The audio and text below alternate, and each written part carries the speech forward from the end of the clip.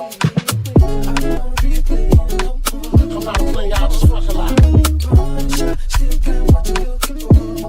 a thug nigga, from a thug nigga. I'm not a player, I just fuck a lot.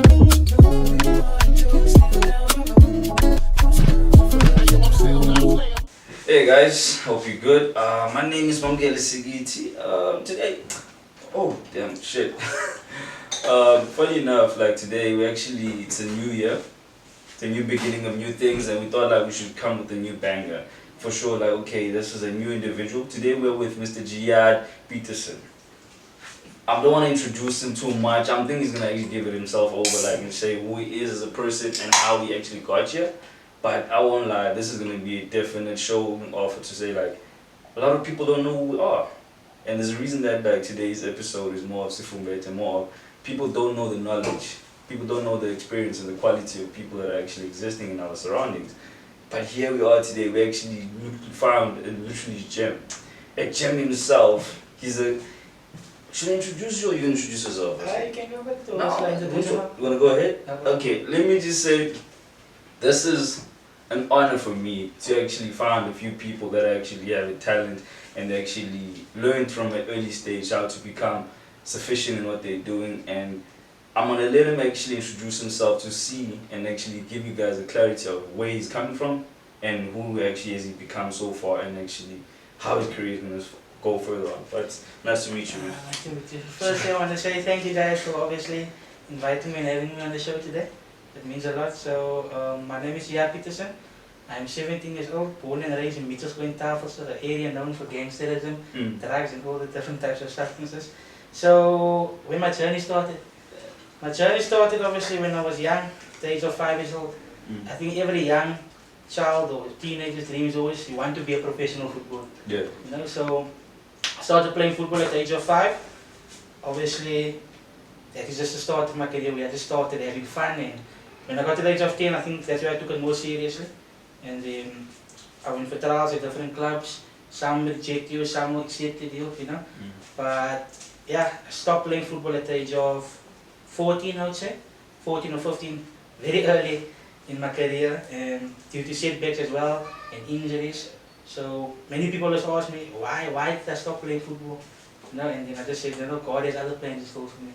So at the age of 15 years old, I got selected to be part of the Junior City Council, where I then got to spend time with the Mayor of Cape Town, Gordon Lewis, and then there on, I think that also gave me the confidence to believe in myself and just go ahead. And then I started my own program called EP Fitness. Didn't expect anything of it, but that is where I found the passion, and that's where I fell in love with the game. Yeah. So I had clients, obviously, that would make an income for me and obviously give back to my community. But then from that time, and then I got approached by CMS Football Academy to start the girls team there. So I started obviously getting players in, getting the girls to train, but unfortunately things didn't materialize with that academy, and then therefore I had to leave because obviously the girls want to play, they want to be in the league and whatever, but we can speak about that later. And then afterwards I left CMS Academy, I got approached by FN Rangers. So there I started the girls team, and that's I think where my career kicked off. So I was at FN Rangers from, let's say, last year, I think September, and then we got approached by the head of youth or the head of coaching, and then myself and my mom, we started the girls team at FN Rangers, and then I think that was the go-ahead. FN Rangers then sent me for my D license. And that's where my coaching career actually started to kick off now, because that's where I took it serious, because now I know, you know, there's people that's depending on me, the pressure is now starting to come up, and then, yeah, did my D license last year, November, just before I turned 16 years old. I then became the youngest coach in Cape Town, so that was in the Western Cape. And then, after that, the league started at FN Rangers, won 7 games unbeaten, made the quarterfinals in the Cup of Dreams tournament, won the FN Rangers under 16 tournament, but due to things happening at the club, you know, I pulled myself away and I left. So I then went 2-3 months without the club. So, you know, due to things that happened at that club, we can always touch on it later on, like I said. But yeah, I left 2-3 months at home without the club, clubless, without the job. So then I got approached by Eagles Performance Academy, the owner of the club, Coach Rustin, and then he mentioned Shamir, who's currently head of operations at Eagles Performance Academy. We had a meeting and we had a sit down, and then from there I think the rest was history. And then last year, December, November, I went for my C license, my CAF C license. So that's where I became the youngest coach in South Africa. So that was tough because it was 2 months. 2 months of the course, I had to balance my schoolwork at the same time. So we wrote exams and I had to be at the course. So I had to be by school, we had to leave early, and then, but luckily the instructors understand, and the school understand as well. But yeah, from there, the rest was history. I'm currently coaching at International FC in the Hollywood Pitch, 3rd Division League, and I'm also at Eagles Performance Academy, so yeah. That's cool, man. Like, you see, the mere fact that, guys, I actually allowed you to actually hear him out. I didn't want to introduce him myself, man, because you can hear from himself. Did you hear what first thing he said? It was that he's 17 years old. 17! Where were you at 17? What were you doing at 17 years old? Like, the thing is, you are much more of a monarch in a way of like you empowering and actually motivating young kids to actually think at a young stage. A 17-year-old right now in South Africa, they possibly don't have the possibility of thinking like, okay, I'm actually like I'm pulled by peer pressure. I don't even know what to do. Maybe some people actually focus on gangsterism, as you said, but the main focus is that they never got to a point of like, you know what, I'm passionate about this sport. If I can't make it into actually playing the game, how about I actually coach the game? But you're an example of saying, okay, cool, I didn't make it as a player. A lot of us actually wanted to be players, but yeah, here we are, guys. We're prime example at the end of the day. South Africa, across the world, a lot of people actually wanted to, they had the love of the game, but didn't make it. There were great players, you know, even your area yourself, everywhere you've seen a lot of people, like, they had the talent, but there's a certain point that they actually didn't actually make it. There's always trials and tribulations in life, but at the end of the day, you're a prime example to say that Jiyaad Peterson, understand this thing, guys, at the age of 17, he was able to create a fitness program. He was able to acquire the CAF Confederation's African Football license, CND, right? At 17. Do you understand that now you're actually at a pinnacle point to say that after you finish matric, there's a high chance that you might actually be willing to actually maybe network yourself into actually coaching, maybe in a better league. 100%. You could be in the 2nd Division League, or you could be actually in the Super League. There's a possibility for you right now. You created an avenue that people didn't think about. Like, the funny thing is actually you forgot to pick up that point of, you literally right now, you did your CAF license. You did it with Cole Alexander, right? Yeah. That's literally one of South Africa's gemstones themselves. He's a prime example of actually football professional. Now, you were doing that license with an ex-professional football player. Like, wasn't that a weird conversation to actually chill with someone that actually wasn't on the playing field, and now you're 17-year-old, you're a kid, and then he's like... When I was younger, he was always someone I used to look up to, because his dad trained me. When I was younger at Ubuntu Skill School. So, Coach Brian, and Cole came to come visit us once, and I was like, yo, here's my role model in front of me. You know, the guy that I saw on TV is standing in front of me. Yeah. And then, yeah, as a teen or as a young upcoming player, I've always looked up to him. And then one day I just saw, while I'm in my KFC course, yeah, this guy walks in the class. Like, is this girl that is standing in front of me, you know? And yeah, what a guy, you know? Good human being. Anytime, it's open for advice. He will always give me advice when I need it. And it's just a message away, you know? And I'm grateful that I learned a lot from him being on the course. Whether it's advice in the football industry, whether it comes to soccer things. So, yeah, amazing guy, and I'm just grateful that I got to, and now be friends with each other. So, that's great. Yeah. That's great, man. It's actually a good honor to actually have someone who's like that, who's like a mentor to you. But someone who can actually shape you as a man at the same time. Like, but going back to the statement of now, growing up in your neighborhood, we understand that there are issues that actually happen, social ills that you cannot actually control. But sometimes you have to work around it and actually say, okay, there might be gangsterism in certain areas. We know like the upbringing of Cape Town. How was it for you dealing with everything, like the norms that actually were happening, and you had to just always shield yourself from it? Yeah, so no, I was always the young boy that always wanted a lot of friends or had a lot of friends, Yeah. you know. And then because I lived in Tafels, I never came out. Like I was always indoors because of the type of area and things happening in the area, with the shooting and teenagers doing different types of substances, like I said. But I'm grateful for my mother and my father and my brother as well, because if it wasn't for them being around me, I think I would probably be just like one of them, you know, sitting on the corners, doing these types of things. But yeah, my daddy always told me, Jiyaad, you don't need a lot of friends. You don't need a lot of friends. The soccer friends that you have now is perfect, you know.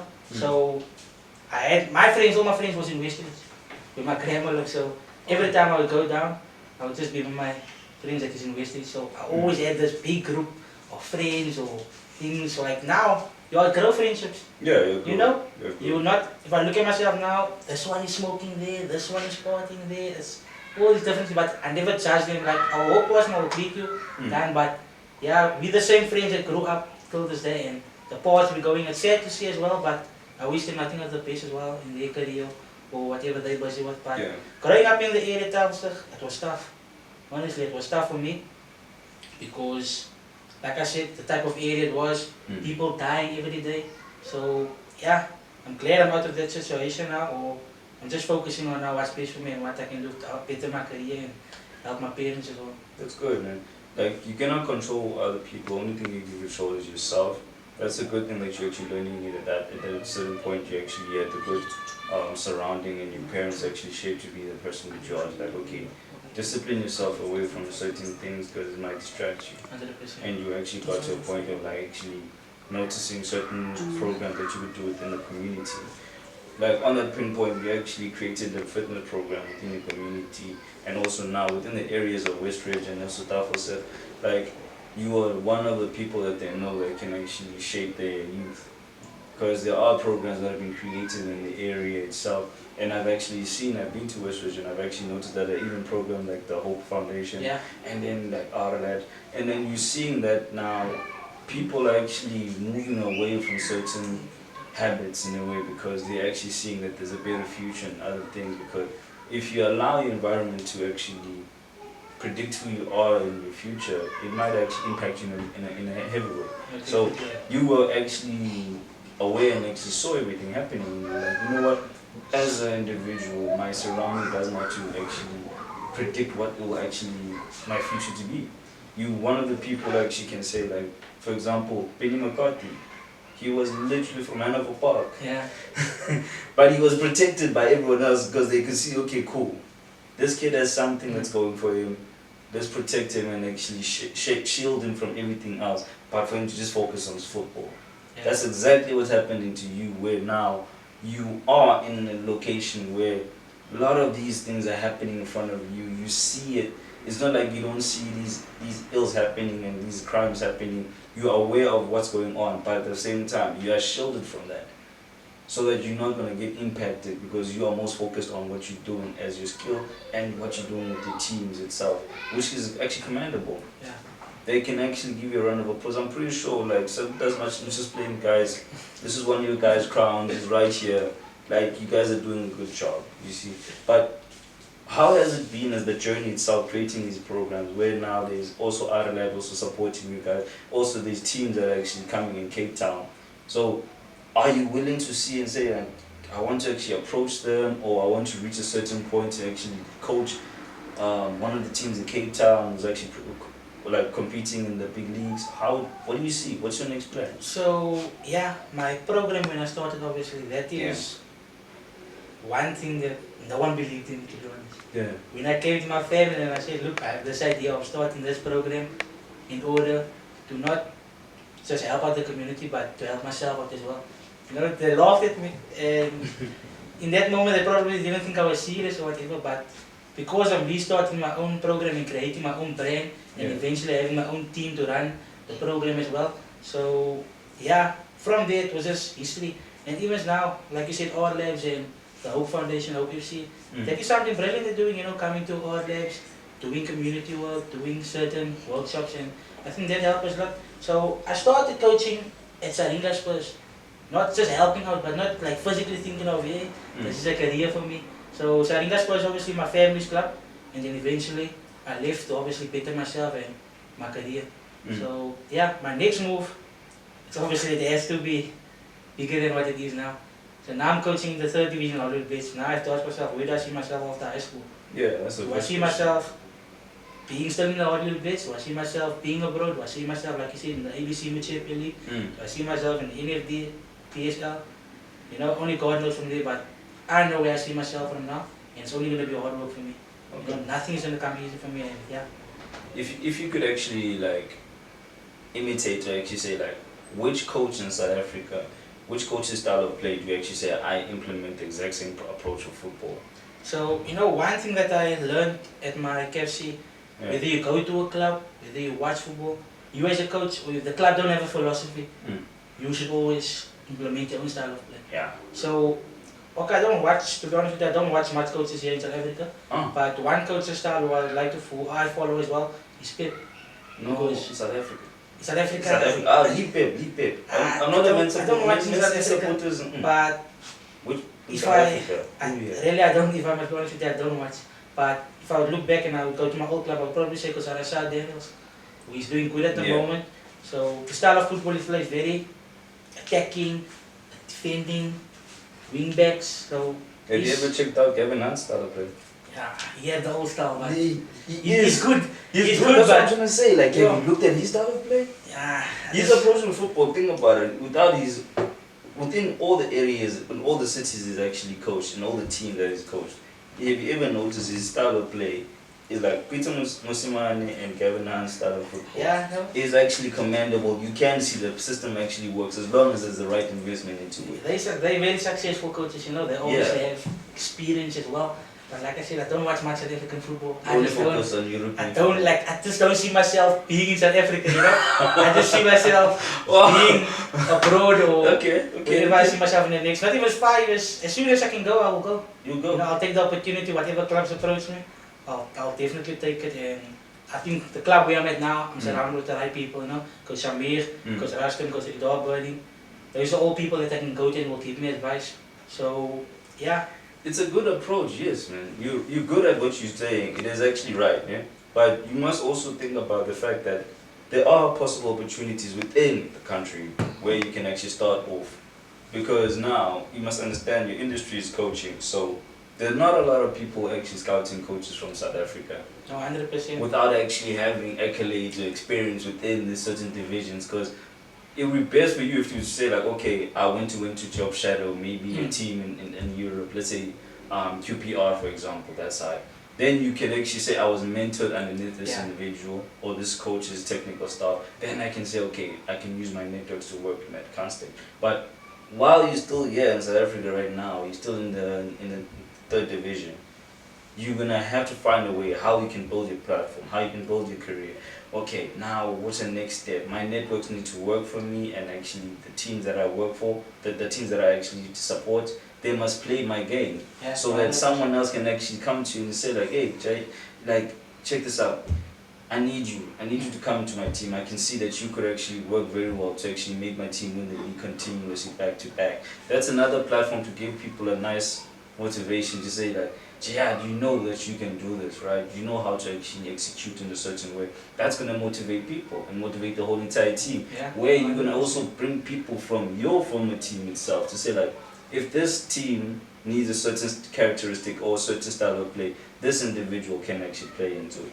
So my question is going to go to the point of like, from your view and actually what you've received and the team that you actually acquired, do you see certain players actually developing under your leadership and now saying, okay, cool, Jiyaad showed me this is where I was lacking as a player. Now, you know, obviously there are those consultations. I'm pretty sure you have those sessions with one-on-ones and actually reviewing how we can actually improve their structure and actually they can better themselves. So how does it go for you? Yeah, no, 100%. I definitely do see players developing under it. It was proven already, you know. Well, my captain, who was in the third division, Joshua Bailey, he's currently playing in the USA. Yes, so nice. yeah, I definitely do see certain players or developing, prospering further to bigger clubs. Correct. That's what I would wish for them or hope for them. And yeah, even in the girls football division, you know, when I left FN Rangers, I knew that some players was going to leave with me, but I myself wouldn't want to just take them away, you know. But because the parents knew and they trusted their daughter with me, and they obviously knew I would have done what's best for the child. And then from there, I got a few placements by UWC. So they're playing football there, doing well last season. UWC was honestly, they were tops. They made the England final. It's good. They won the league. The Hollywood based team is doing well. So yeah, that's a very good setup as well. So yeah, no, I definitely see players developing under me, and yeah, only upwards from here. That's good, that's good. I have a question. Yeah. Sima, can you repeat it for me for on the mic? Yeah, sure. What's the But my question? question is, since you also work with women's football, you work with develop young talent. I'm not sure if you're familiar with what's currently going on in the South League. It's actually the second season with our league. Yeah. So what do you tell your players when you develop them? Let me What do they have to aspire to? So, what he's just asking is more of like now, since that the women's division league doesn't have actually a league for the past 2 seasons, if I'm correct. So, what do you see actually changing, actually happening for the women's league? So, you know, to be honest, it's sad to see that, you know, no one is so interested into the Cecil or into the women's football. So, yeah, they try to run, I think, a separate league, some of the teams, to get the girls to get playing. But that didn't go as further, I think just for a month or so, it only ran. But due to the people not giving the money to the women's football and the ones looking into consideration into investing in women's football, it's difficult, but at the same time, it's sad, you know. And I just hope the thing gets sorted out as soon as possible so that the girls can get started to play football again. Yeah. So how do you encourage your girls? So obviously I don't coach girls now at the moment, but when I did coach girls, we did play in the Cape Town Tiger Book League. So that league was obviously still continuing. But like I said, if it's like you said, how do I encourage the girls? You know, keep on motivating them. If we're not playing, put in the extra work. Let's continue to train. Let's see where we can get friendly so there and there. But yeah. Yeah, they can be referenced to another team Yeah. or someone that you see that actually can actually look at their talent and take it further from there. But yeah, it's a struggle on its own. Man. Yeah. But on another note, I would like to say shout out to Jiyaad's parents, mom, dad, well done. You raised a great son. Nice one. Nice one. But going back to context, you've seen how the technical teams actually operate. You are literally the head coach. You see the process, how it actually is to actually function or operate the whole entire like institute. You see. So what philosophies have you seen or what structures have you noticed within your technical staff to say like I require this certain skill set? Like to choose the people that actually sit next to me to actually increase my better my decision making skills on the pitch and off the pitch. Because obviously when you guys go back to the board, to the changing room, you sit back with the team. You review where can we improve our game. You review what's actually our pinpoints that we're noticing. Okay, we might be struggling in this position, we might be struggling in this aspect. It maybe it's a clash of characteristics, or is it a clash of tactics that's on the field. Maybe we didn't work out very well with 4-3-3. Now let's try 3-5-2. So has that been happening with you and your team itself prior going to the squad and saying, okay, gents, this is how we're going to implement things now? Yeah, no, definitely that happened many occasions, but I think it comes down to the recruitment also of players. You know, like when I came into the Olympics team, when I got the call, I obviously knew, like, hey, I couldn't turn it down. Yeah. You know, I left with those people to England when I was at the age of 13, and to still be in contact with them now and then phoning me, Jiyaad, we needed to be the head coach in the 3rd division. I won't lie, I remember that night I was sitting in the dining room, and I got the phone call from Coach Raston. You know, Jiyaad, we need you to be the head coach.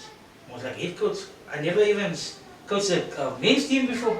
You know, I was always in the women's football. But the same night, I went around and I asked the people who was close to me, obviously, for advice.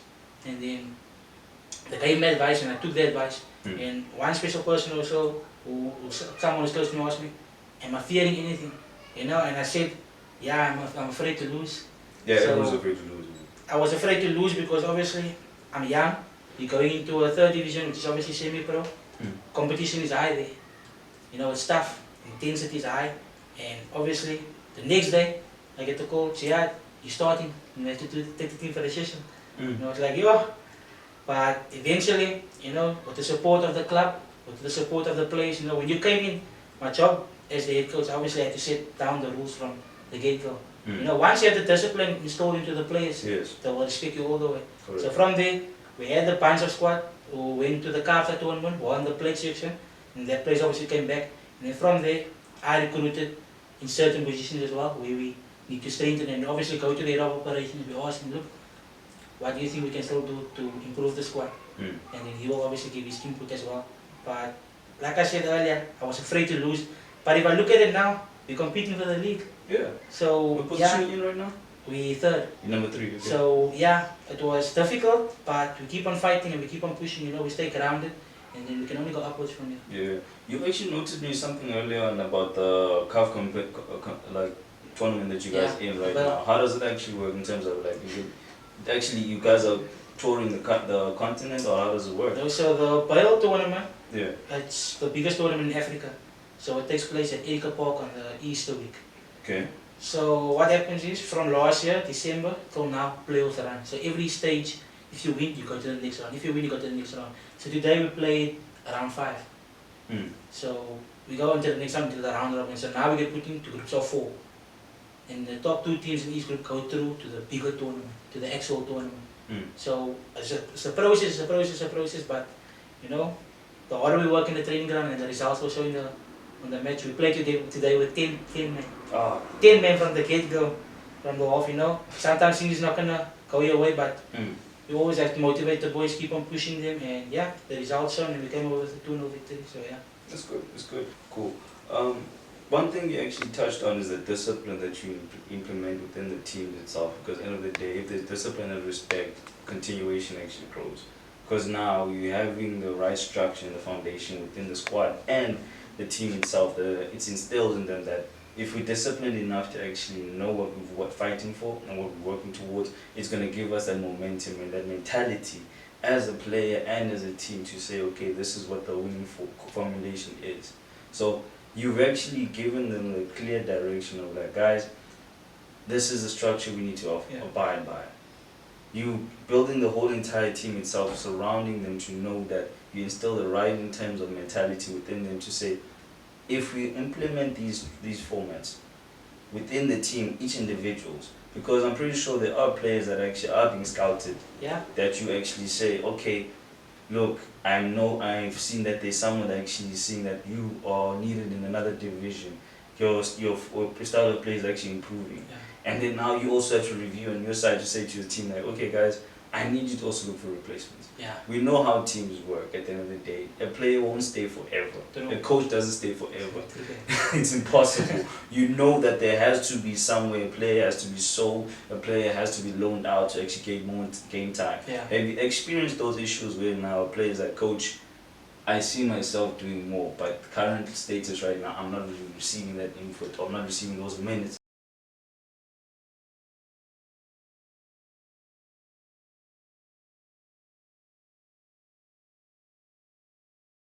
So I think that is a big part for them. Mm. You know, obviously them being 17 years of age to go play on the 19 team, I think it's a big opportunity for them. So the Bale team coach, he showed that obviously the improvement in the style of playing in you, that they would fit in his play. So yeah. That's good. That's very good because it shows that what you actually implemented and the style of play that they're having, it's improving. There's their quality and actually going ahead. I'm pretty sure like a lot of people didn't think of it like that, but you actually found a way. I'm pretty sure you found a replacement or someone that actually can just maneuver that style of playing to them. But it's okay. I've been meaning to ask you this question, man. Like, how was it to meet the mayor, bro? Like, you're literally sitting there like a junior, you were part of the junior committee and you're sitting there with the mayor actually. What were you doing there? What was your role actually? Yeah, like I said, we, being the junior city council, I think it's between the whole Western Cape. Yeah. So you get like, between grade 10 and grade 11, every child or every person who's interested in the junior city council will then apply. Yeah. And they will come back to you, obviously to say if you're successful or not. And then, obviously when you're done with the first phase, you go to the next phase. After the next phase, it's an online assessment. Yeah. So after the online assessment, if you were successful, you come in for the interview. And then only 50 of us get chosen out of probably over 300 and something learners But yeah, I then got selected to be part of the Junior City Council. To be honest, like I said in many of my interviews before, it was never actually one of my plans to go into.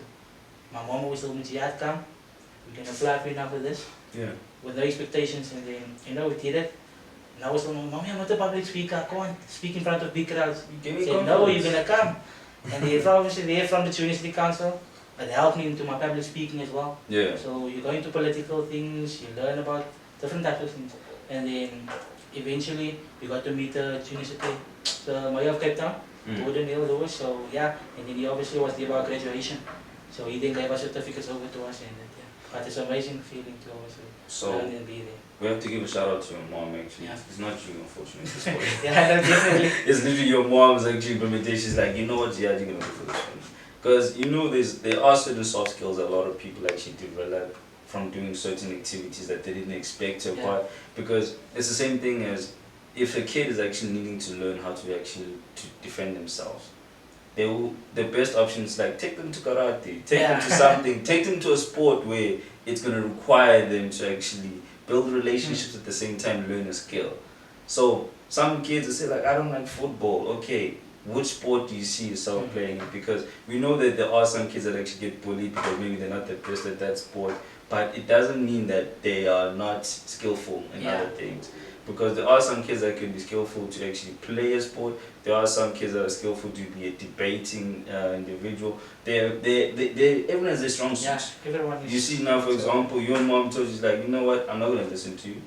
You're gonna go to public speaking. And now it actually brought you to a point of like, oh, it gave you much more confidence when you're speaking to people and actually engaging with them. It gave you a clear understanding as a human, apart from a professional point of view. It's just more of like, who is Jiyaad, and actually owning his confidence and owning his capabilities.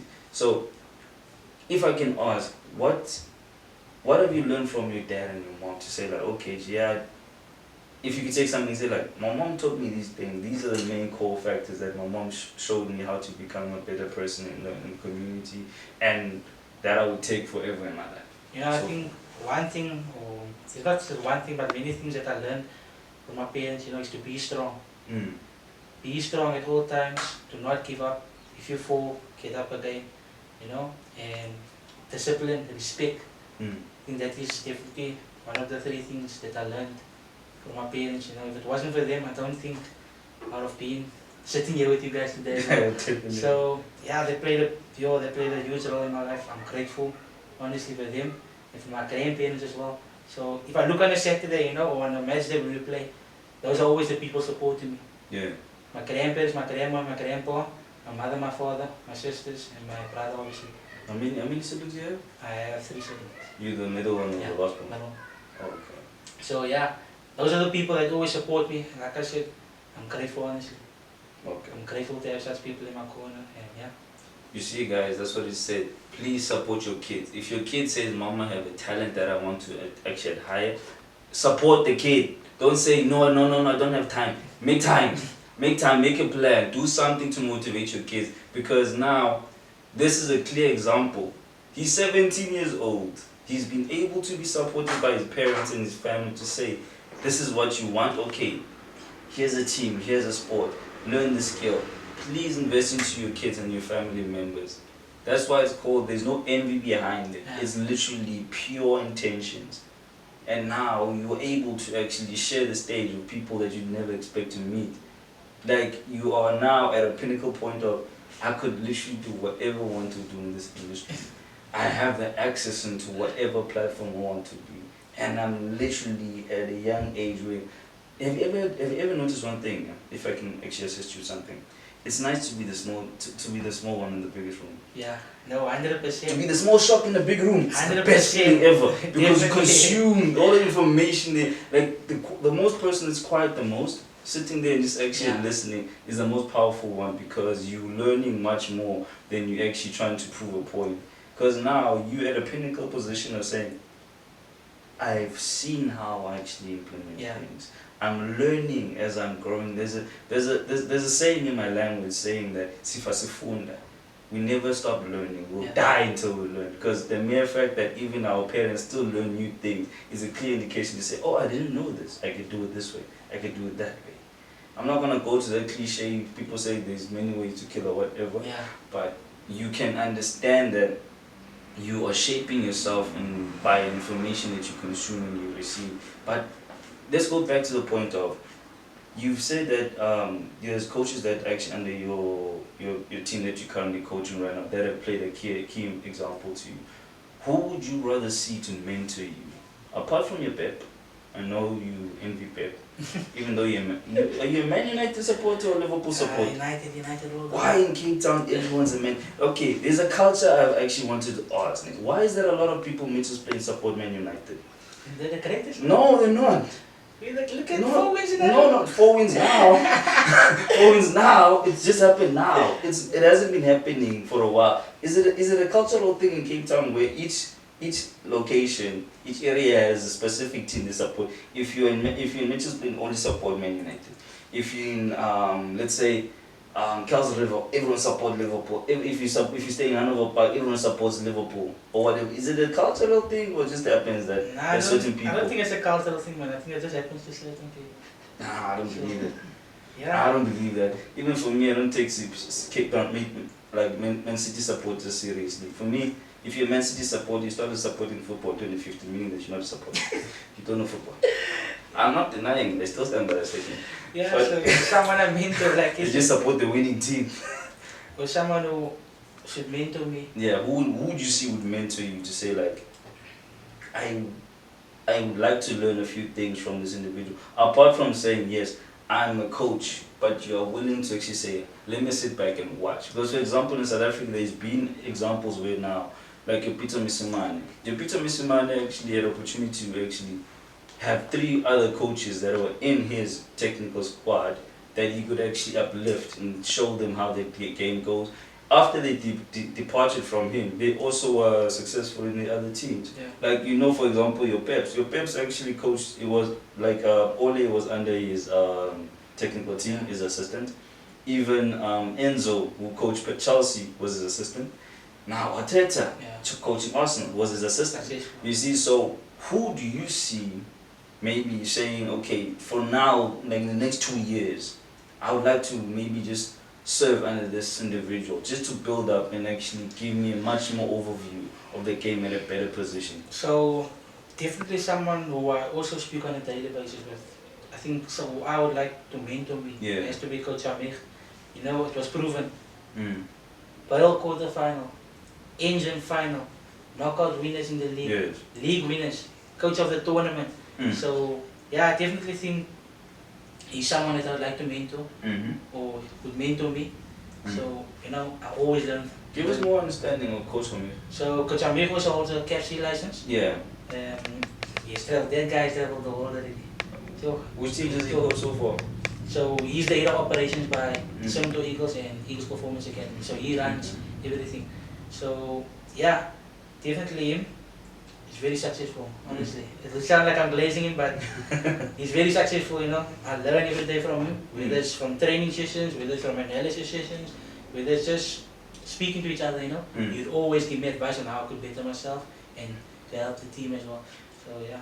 One thing I like about it, you literally kept it too local to say like, yeah, I want this guy here to show me how he does it. Because someone else would say like, you know what, I want a Lampard or whatever, but you were honest enough to say, yes, I do see those people, but I would like to learn from Coach Amir, because he's right in front of you to actually give you clear communication and clear understanding of how the game goes. Because I've learned that there are some coaches that actually do the licenses online by just learning or just actually assessing other coaches. Have you ever looked into those operations to say like, okay, let me just sit in the analysis room with these coaches and these mentors to see how I can better my game and watch certain approaches? Have you done that before? Yeah. Or just only No, definitely I have. physically? Like I always say, I'm hungry to learn. Yeah. I want to learn every day, you know. And then last week we had the privilege of being with Coach Jiyaad Peterson and Coach Davis, who's currently coaching at Kaagli. He's assistant to Petersen. So, and Coach Jiyaad with the national team, Ghana's national team as well. So we had the privilege to learn about the periodizations, to learn about the session planning, to learn about some analysis. So yeah, definitely I'm hungry to learn. Every opportunity I get, I think I'll take. So yeah. Would you go with Kevin and to Stellenbosch right here? So, any opportunity. He's right here, bro. He's right here. He's right here. He literally joined right here now. Like, okay, join him. Like, you will see that it's a good opportunity, guys. Like, I would like to just sit down with Kevin. I just like listen, just okay, understand his style of play. Like, what goes through that guy's mind. Yeah. Like, there's a lot of coaches that you can actually support. Like, you still compare lives in South Africa, where like there's a lot of mental game at the same time. Like, execution is actually implemented at the perfect timing. Yeah. And you see those things, man. But are there players right now that you've seen on a different note of saying that I would like to sign a certain player to my team? Yeah, no, definitely. Certain players, you're like, okay, you know what, you do. with my international FC, I'd be like, okay. You do see, there's lots of talent in Cape Town, or let's just say in South Africa. Lots of talent. But the talent where you will find is in your rural areas. So you will get in your Nyanga, you will get in your Langa, you will get in your Philip, you will get in your Kaya, you will get in Mitchell's playing. And I think most of that players don't get the platform to obviously show the talent they have. And that's what I did by my previous club, by Even Rangers. So there was all that girls in Mitchell's Plain. Yeah. They didn't have transport to get obviously to wherever they needed to be. Myself and my parents provided that platform to give them the transport, put them into a better environment. And from there, we obviously grew the Even Rangers girls band. Every single girl in Mitchell's Plain wanted to play for Even Rangers. Not just because they wanted to show on social media, but because they knew how well they. So yeah, even now, if I see a player and I can help them, I always give them the opportunity. That's good, that's good. Because just pinpointing on that, I wanted to actually ask you the question. You noticed that, you remember, I don't know if you remember, or you were born at that time. Do you remember that back then, there was times where there were trials every month, like your IX team, X Cape Town, they had trials, players were literally going there all the time for actually, before it was actually converted to Cape Town Spurs. There were a lot of trials and players actually were collected in rural areas. That doesn't actually happen anymore. Yeah. There's I think I only heard like 3 or 4 people like you I used to play for Ajax Cape Town. Yeah. Like 3 or 4 people like Kailicha Lang or whatever. Now that doesn't happen anymore. No, it's true. And I won't lie, there's something that I was asking myself, this question of like, will we ever have like a perfect derby type of feel of like saying, okay, cool, this is Ajax Cape Town, this is Cape Town City, at the Canvas Stadium, the DHL Stadium, like that feeling, we never have that feeling anymore. It's pretty much of now, we're getting much more in Cape Town, the attraction of impactful games if the big teams come. Yeah. That's the only time like now football is actually taken serious, like yo, the DHL Stadium is packed, like the road to CBD, whoa, you're gonna spend 2 hours going home. You can see, like, it's only now that feeling, no more that thing of like, yo, Cape Town City and Ajax Cape Town and I are playing a derby and it's a serious match, everyone's going there.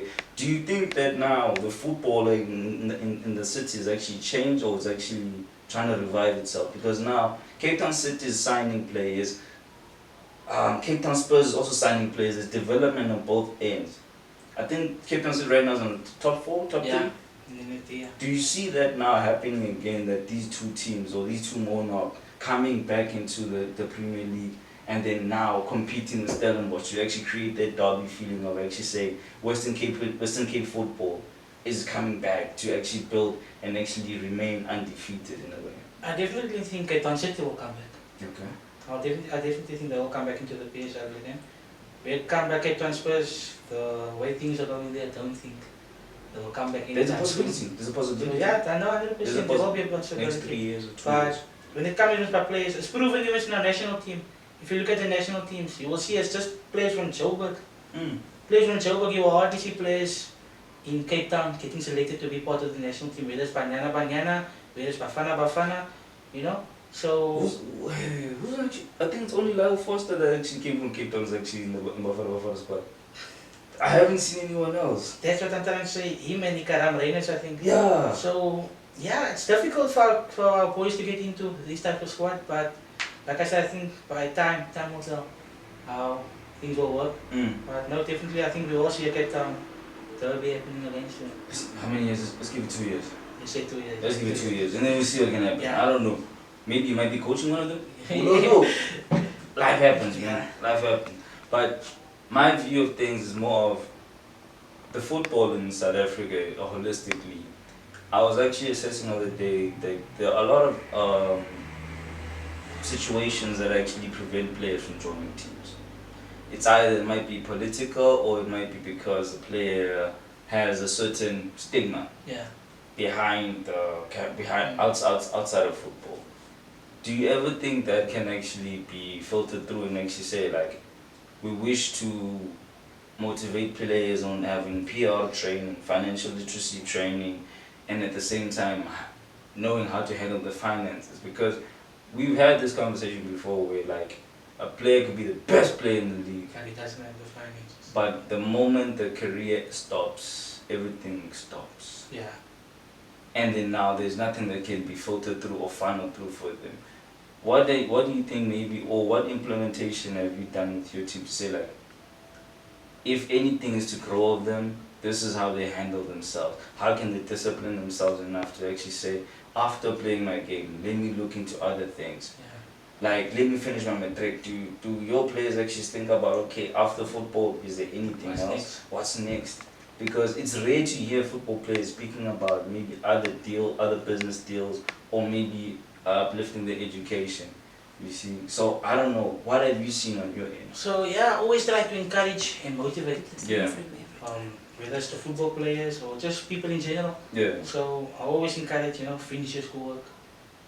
Finish schoolwork, education is important. Without that, nothing will happen. You understand? You need that matric certificate to get a job also. Mm. So yeah, I always encourage players or people, finish matric. Like, Mitchell's Plain isn't the only place. There is more than Mitchell's Plain. Don't just have that mentality or mindset that I want to stay in Mitchell's Plain. And I think I had that mindset of I need to come out of here. Yeah, that's I can't just have a mindset of I'm staying in Towers. I need to get away. To see Nothing's yourself going to grow. stop me from where is my area. My area is not going to stop me from where I'm going. Mm. And I told myself, I have to do what I have to do for me. Mm. Because at the end of the day, no one's going to give you nothing. You have to work for yourself. You have to keep on praying. You have to keep on pushing. Mm. And I'm grateful to the Almighty every day Okay. that I got put in this position, not just to be here with you guys today, but in Okay. general, So I keep on praying that God must keep that whatever is on my shoulder away. Mm. Every day you have people that will talk about you. There will be stuff on social media happening. I always pray that all those things go away. You So remember that rule, man? You do something, they talk about you. Yeah. You don't do something, they talk about you. You do something bad, they still talk about you. Always So gonna whether talk. what you do, by just existing, they're gonna talk about you, right? 100%. So that will always remain the case. Yeah. But going back to the case of like motivating your players to actually go to school, there's a current trend. Let me not say trend. It's current status in South Africa where now a lot of people actually come out on a trip. They don't know what to do. Yeah. They don't know what's the next plan for their lives. They just stagnant to say like, okay, I'm gonna wait for my older brother or my older sister for whoever, just to say, okay, here's a plan. But at the same time, not saying, okay, this is what I want to execute in my life. Have you noticed that happening, or is it more of, like for example, you in matric now? People that they matriculated from your school last year, majority of them, did they go to varsity? Yeah. Like it's literally Feb now. You hardly see those. That's Like why. it's Feb now. What's going on? Even when I ask my friends, hey, where do you see yourself now after matric? You finish with matric, where do you see yourself? Now I see myself working in the call centers. Yo. I'm like, why don't you want to go study? Why don't you want to go study further? So, yeah, but at the same time, we understand one another, Yeah. They're obviously trying to do what's best for them and for their family. So, yeah, but like I say, even in football, the finance should never keep the player away from things. There's one thing I always say, man. I never believe that thing of finance is Yeah. restricting me, because even for me, for example, I can reference it and actually be a prone example that my parents never paid my school fees. Yeah. I applied for myself, I sponsored myself to actually get my education. I never said, Mommy, I have like 500K, I need to Yeah. pay for my school fees for finishing all my qualifications. My parents never paid a cent. I did it myself, so I never believe in that thing. I never actually take that excuse of like, no, I don't have support. Did you look for support? Yeah. Did you look for applications? Did you look for funding? Where did you look? Where was the avenues? Where did you ask? Did you ask your friend that you were chilling with there and actually playing the game like, yo, I choose, which school did you apply to? Instead of asking people that are actually in the better positions, Yeah. someone, let's say you know that person studied, you can go to that person, Awesome. remove the pride off your shoulder and Yeah. say like, I'm thinking of doing this. I want to apply for a certain course. I've done my research. Can you please assist me? Yeah. How can I better my chances? Where can I go with this? Then they can give you the information. Rather than say, yo, I asked my friend, you know, like my friend, like That's it's what I a said. boring conversation.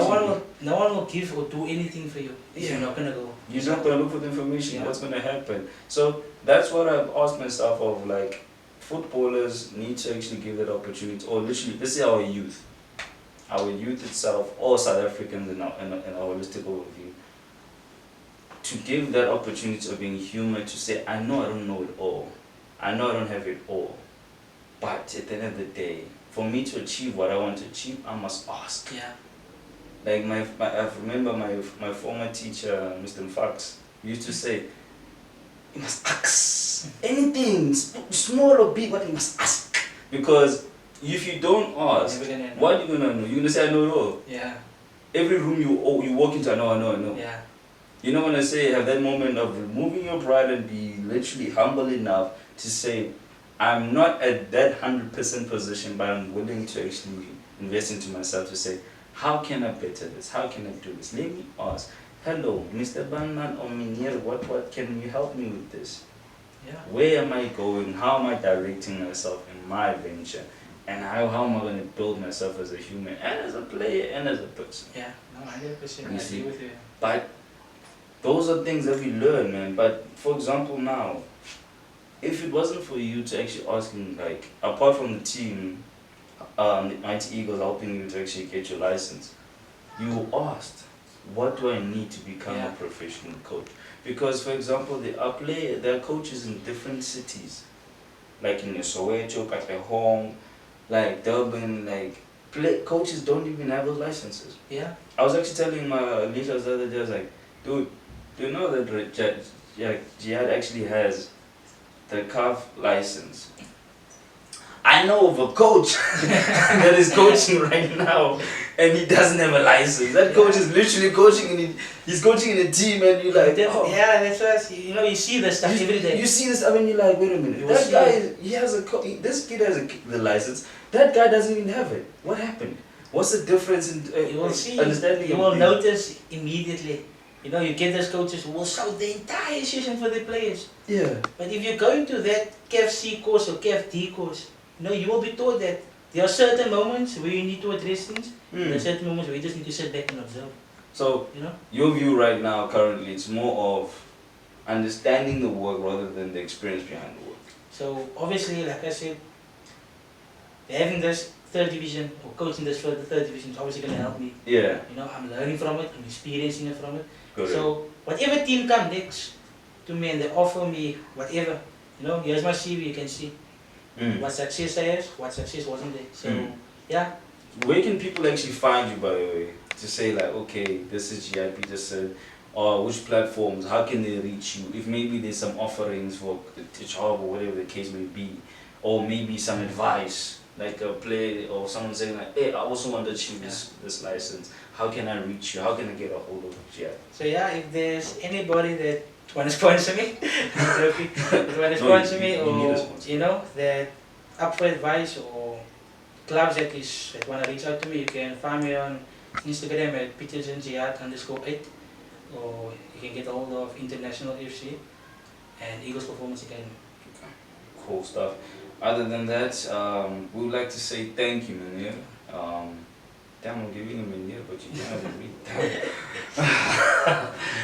We truly appreciate you coming here. It was actually a great opportunity to say, like, we met Jem actually starting at an early stage, and with the right foundation, with the right basics, with the right mindset first of all, because there's a few actually in your age range that be speaking and saying such, just saying this is what I want to achieve, this is what I'm going for, because life is difficult sometimes. Yeah. People make decisions sometimes they're not sure of, but you actually mature enough to say, I'm 17 years old now, turning 18, I'm in matric, I'm a coach, I'm a mentor, I'm a program director, I'm an owner of something, and now this is what I'm planning to achieve in the next coming years, which is commendable, as I said before. Yeah. So all I want to leave you with is continue doing what you're doing. Don't listen to anyone else. Listen to your parents, on your call that you're receiving from your parents, that advice and that mentorship. Take that into account. Everything else, every other noise that you listen to, don't worry about it. Don't focus on this. Yeah. Those people actually pour into you more than anything else. Everything else will just follow. Just don't fall into the distractions. Discipline yourself, and you're gonna be fine. Yeah, no, thank you guys. I honestly appreciate the kind words. And Yeah. yeah. Otherwise, guys, we'll like to call it a day. Thank you. Peace.